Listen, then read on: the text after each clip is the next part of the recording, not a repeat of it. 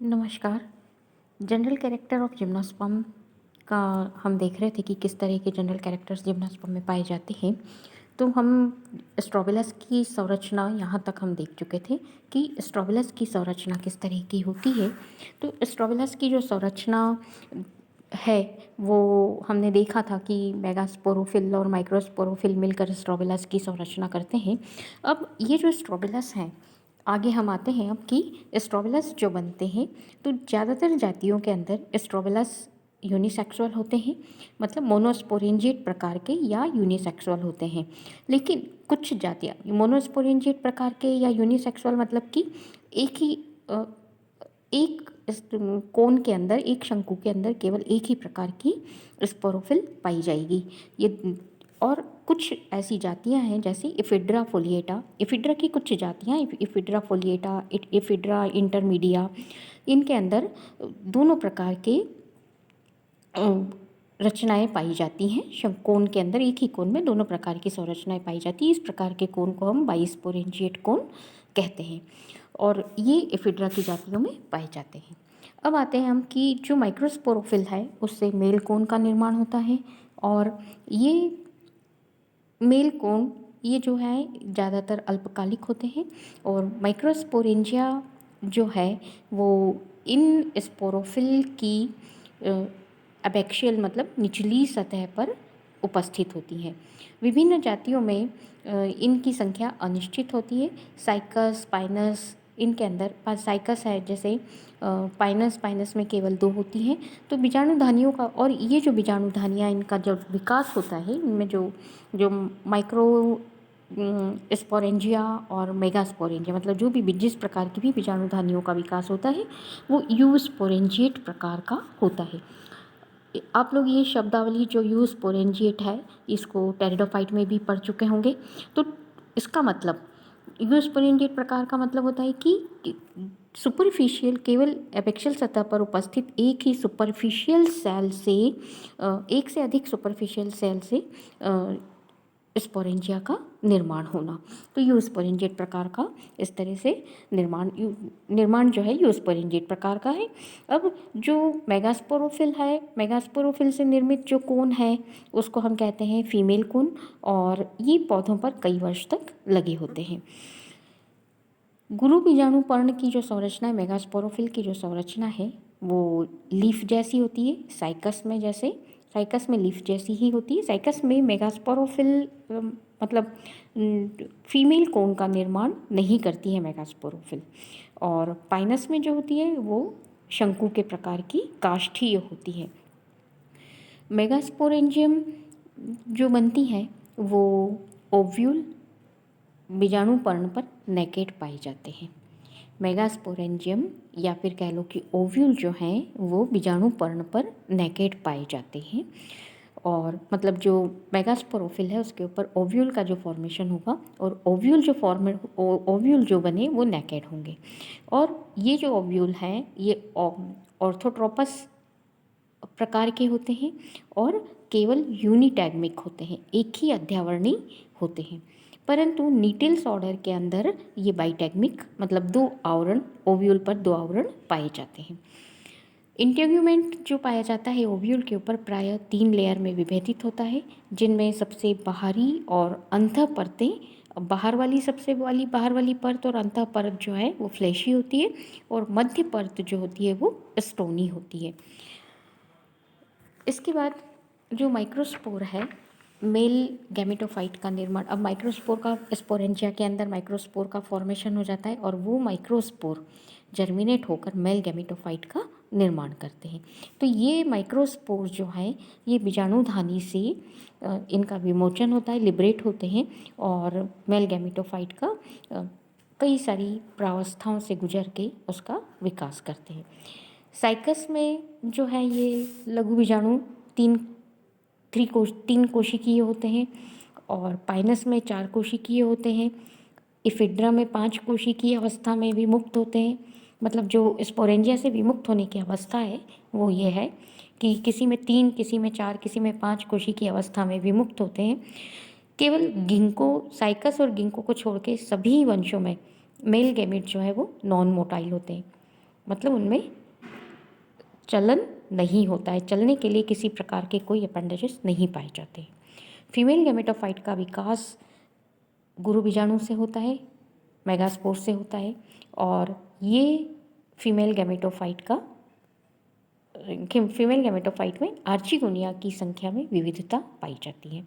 जिस प्रकार से मेगास्पोर की 3 सेल्ड 4 सेल्ड, उसी तरह से आर्चिगोनिया की जो संख्या है उसमें विविधता अलग अलग स्पीसीज, अलग अलग जीनस में हमको अलग अलग दिखाई देती है। साइकस में जो गैमेटोफाइट, साइकस का जो फीमेल गैमेटोफाइट है उसमें अनेक पाई जाती हैं आर्चिगोनिया, जबकि पाइनस नीटम इनके अंदर ओवम को केवल 2 ही पाई जाती हैं, और केवल ओवम से ही प्रदर्शित होती हैं आर्चिगोनिया। इसके बाद प्रत्येक स्त्रीधानी में केवल एक एग और एक वेंट्रल कैनाल सेल होती है। इनमें नेक कैनाल सेल नहीं पाई जाती है। जिम्नोस्पर्म के अंदर जैसे हम टेरिडोफाइट में देखते हैं कि neck canal cell, ventral canal cell, तो यहाँ पर नेक कैनाल सेल नहीं पाई जाती हैं। इस समूह के अंदर जो पॉलिनेशन होता है, मतलब जो माइक्रोस्पोर्स जो बने हैं उनको पोलन ग्रेन कह लो या माइक्रोस्पोर पोलन ग्रेन भी कहा जा सकता है। ये विंड के द्वारा पॉलिनेटेड होते हैं और बीजांड के ओव्यूल के द्वार पर उपस्थित विशेष संरचना जिसे पोलन चैम्बर कहते हैं वहाँ पर जाकर एकत्रित होते हैं, वहाँ पर गिरते ही एकत्रित होते हैं। उसके बाद मेल गैमिट का जो फीमेल गैमेटोफाइट में प्रवेश होता है वो पोलन ट्यूब के द्वारा होता है। साइकस में हॉस्टूरिया के रूप में कार्य करती हैं ये पोलन ट्यूब, और पाइनस के अंदर स्पर्म कैरियर के रूप में कार्य करती हैं। फर्टिलाइजेशन, अब ये जो पोलन ट्यूब बनती है और पोलन वो वहाँ पर स्पर्म फ्री होगा और ओवा से संयुग्मन होगा, फर्टिलाइजेशन की प्रोसेस होगी, और फर्टिलाइजेशन की प्रोसेस के फलस्वरूप जाइगोट का निर्माण होता है, और ये जाइगोट मदर सेल या कह लो कि स्पोरोफाइट की मदर सेल के रूप में कार्य करता है। तो mother cell of next sporophytic generation. अब एम्ब्रियो का विकास जो है वो मीरोब्लास्टिक होता है, और मीरोब्लास्टिक यानी कि जो एम्ब्रियो युग्मनज के केवल एक भाग से ही विकसित होता है, मतलब जो जाइगोट बना उस जाइगोट के केवल एक भाग से ही एम्ब्रियो का विकास होता है। और जिम्नोस्पर्म में एंडोस्पर्म का विकास निषेचन के फर्टिलाइजेशन के पूर्व ही हो जाता है। एंडोस्पर्म का विकास भी होता है यहाँ पर एंजियोस्पर्म के समान, लेकिन वो विकास जो है एंडोस्पर्म का विकास फर्टिलाइजेशन के पहले ही हो जाता है, जबकि एंजियोस्पर्म में जो विकास है वो फर्टिलाइजेशन के बाद होता है। इसमें डबल फर्टिलाइजेशन या ट्रिपल फ्यूज़न वाली कोई प्रक्रिया नहीं होती है, और एंडोस्पर्म जो है वो हैप्लॉइड होता है। वेल्विस्टिया, नीटम आदि कुछ जिम्नोस्पर्म ऐसे हैं जिनके अंदर एम्ब्रियो का विकास की जो प्रारंभिक अवस्थाएं हैं वो फ्री न्यूक्लियर डिवीज़न से होती हैं और एंडोस्कोपी होती है, और एम्ब्रियो जो है वो एंडोस्कोपी होता है। और मतलब एंडोस्कोपिक मतलब हो गया कि जो प्ररोह शीर्ष है, शूट एपेक्स जो है वो माइक्रोपाइल से विपरीत दिशा की ओर प्रकट होता है। अब जिम्नोस्पर्म के अंदर हमको पॉलीएम्ब्रियोनी भी दिखाई देती है, मतलब कि पॉलीएम्ब्रियोनी मतलब एक से ज़्यादा एम्ब्रियो का निर्माण होना।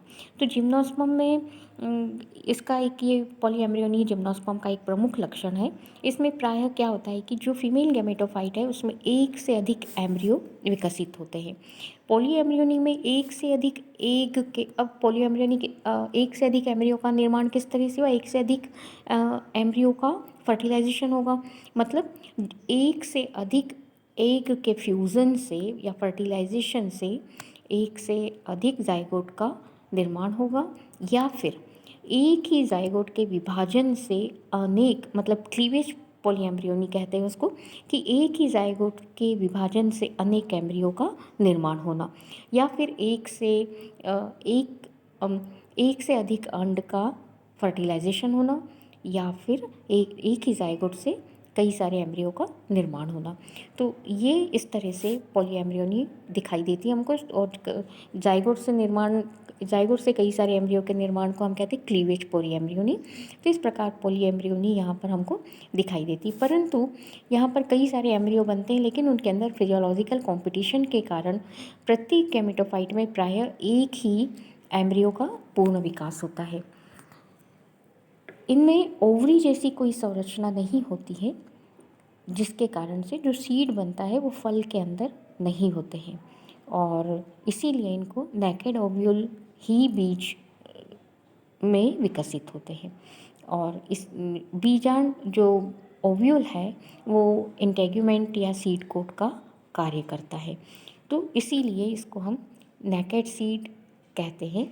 और कॉटिलिडन्स की जो संख्या है उनमें विविधता पाई जाती है। साइकस में केवल एक या दो बीज पत्र होते हैं, पाइनस में इनकी संख्या अधिक होती है, मतलब कॉटिलिडन्स एक से अधिक पाए जा सकते हैं। कुछ अपवाद हैं, जैसे गिंगो, साइकस, इनको छोड़ दो तो अधिकांश जिम्नोस्पर्म में बीज कुछ समय तक डोरमेंट स्टेज में रहता है, और सीड बनने के बाद वो कुछ समय तक डोरमेंट स्टेज में रहता है, और फिर जैसे ही अनुकूल परिस्थितियाँ आती है तब वो जर्मिनेट होकर नया स्पोरोफाइट बनाते हैं। जिम्नोस्पर्म के बीज जो है, सीड जो है, वो 3 पीढ़ियों को प्रदर्शित करते हैं। जैसे एक पहला है इंटेग्यूमेंट और न्यूसेलस, जो स्पोरोफाइट की मदर सेल कहलाती, मदर सेल है वो एक को प्रदर्शित करती है। दूसरा जो है वो है एंडोस्पर्म, जो गैमेटोफिटिक प्रावस्था को प्रदर्शित करता है, गैमेटोफिटिक प्रावस्था से निर्मित भाग है। और एम्ब्रियो, जो कि अगली बीजाणुउद्भिद प्रावस्था को दर्शाता है। तो इस तरह से विकास में जाइगोट और इन चूँकि ये जो विकास है वो जाइगोट के विभाजन से होता है, तो इस तरह से हमको 3 पीढ़ियाँ दिखाई देती हैं इनके लाइफ साइकिल के अंदर। इस बीज में, मतलब जिम्नोस्पर्म के बीज 3 पीढ़ियों को प्रदर्शित, बीज में ये 3 इंटेग्यूमेंट और एंडोस्पर्म और एम्ब्रियो 3 चीज़ें दिखाई देती हैं, और ये तीनों चीज़ें अलग अलग पीढ़ियों को प्रदर्शित करती हैं। इस समूह के पौधों में स्पष्ट अल्टरनेशन ऑफ जनरेशन पाया जाता है, और इनमें जो डिप्लॉइड फेज़ है वो स्पोरोफिटिक अवस्था डोमिनेंट होती है, जबकि हैप्लॉइड फेज़ जो है वो गैमेटोफिटिक प्रावस्था, जो कि बहुत ही कम समय के लिए, बहुत ही रिड्यूस्ड अवस्था में या बहुत कम समय के लिए पाई जाती है। युग्मोद्भिद और बीजाणुउद्भिद, युग्मोद्भिद जो है वो, मतलब गैमेटोफाइट जो है वो बीजाणुउद्भिद पर डिपेंड होता है, डिपेंडेंट रहता है। तो इस प्रकार से ये जिम्नोस्पर्म के कुछ लक्षण हैं, कैरेक्टर्स हैं, स्पेशल कैरेक्टर्स, जिसके कारण हमने इनको अलग से जिम्नोस्पर्म के अंदर रखा है, डिवीज़न में जिम्नोस्पर्म में रखा है। अब आज के लिए इतना ही। आगे जो इनकी दूसरों से, जैसे जिम्नोस्पर्म की टेरिडोफाइट से समानताएं क्या क्या हैं, असमानताएं क्या क्या हैं, एंजियोस्पर्म से किस तरह से समानताएं हैं इनकी, वो हम देखेंगे। तो आज के लिए इतना ही, धन्यवाद।